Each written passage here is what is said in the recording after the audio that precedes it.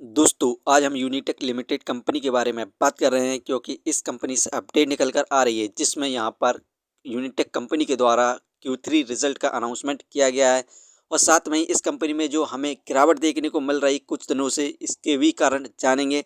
तो आइए वीडियो को स्टार्ट करते हैं। दोस्तों यूनिटेक लिमिटेड इंडिया की रियल इस्टेट कंपनी है जो कि कंस्ट्रक्शन का कार्य करती है और इसके अलावा ये company residential commercial and infrastructure development का भी कार्य करती है।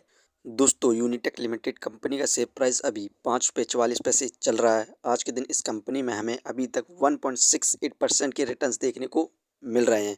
वहीं पे 5 दिन में इस कंपनी में हमें ज़बरदस्त गिरावट देखने को मिली 6.53% की। 5 दिन पहले इस कंपनी का शेयर प्राइस ₹5.82 था।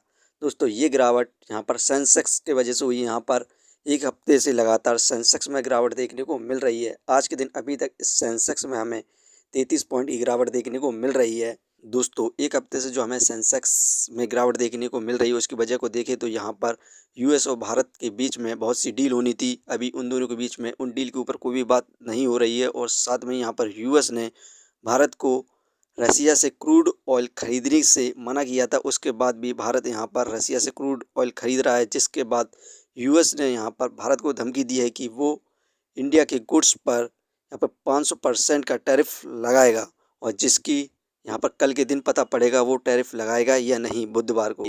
इस कंपनी से जितनी भी अपडेट निकल कर आ रही हैं उन सभी को हम देखते हैं। दोस्तों ईडी ने 80 करोड़ की वाटका यूनिटेक ग्रुप की मनी लॉन्ड्रिंग केस में अटैच कर ली है क्योंकि यूनिटेक ग्रुप के ऊपर होम बायर्स के साथ फ्रॉड करने का केस चल रहा है। उसी के तहत यहाँ पर इस प्रॉपर्टी को जब्त किया गया है।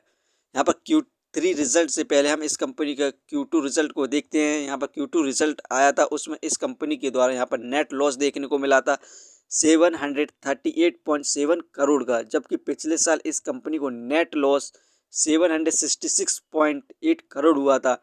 यहाँ पर अपने लॉस को कम किया था।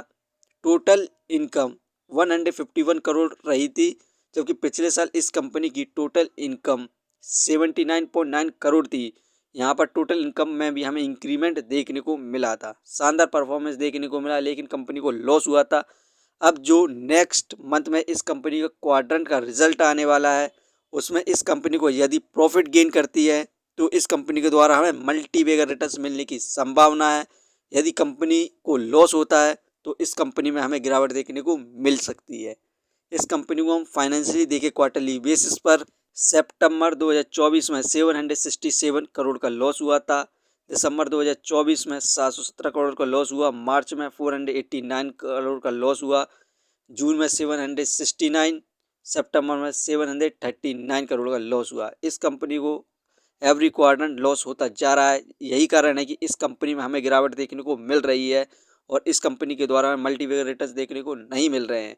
इसे हम फंडामेंटली देखें तो मार्केट कैपिटलाइजेशन 1429 करोड़ जो कि बहुत बढ़िया है इसके प्राइस के हिसाब से।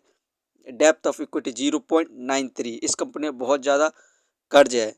रिटर्न ऑफ इक्विटी 25.59%, ये हमें पर ईयर 26% के रिटर्न प्रोवाइड कर रही है जो कि काफ़ी अच्छे रिटर्न्स है। अर्निंग पर शेयर 10.25 नेगेटिव में चल रहा है, डिविडेंड दे नहीं रही है। बुक वैल्यू 30.64 नेगेटिव में है। फेस वैल्यू तो ये कंपनी फाइनेंशियली और फंडामेंटली फ़िलहाल बिल्कुल भी सही नहीं है क्योंकि इस कंपनी को यहाँ पर लॉस होता जा रहा है और शेयर प्राइस में भी हमें साल भर से गिरावट देखने को मिल रही है। यदि नेक्स्ट क्वार्टर जो फरवरी में आने वाला है उसमें यदि कंपनी प्रॉफिट गेन करती है तो आप इस कंपनी में इन्वेस्ट कर सकते हैं शॉर्ट टर्म और लॉन्ग टर्म में और मल्टीबैगर रिटर्न्स प्राप्त कर सकते हैं। दोस्तों ये वीडियो सिर्फ एजुकेशन पर्पज़ के लिए थी। यदि आप किसी भी कंपनी या स्टॉक्स पर इन्वेस्ट करते हैं तो एक बार अपने फाइनेंशियर्स और एक्सपर्ट की सलाह जरूर लें। कभी भी लोन लेकर इन्वेस्टमेंट ना करें। यदि आपको कंपनी के बारे में जानकारी सही लगी हो तो अपने चैनल को सब्सक्राइब करें जिसका नाम है स्टॉक एनालिसिस। धन्यवाद।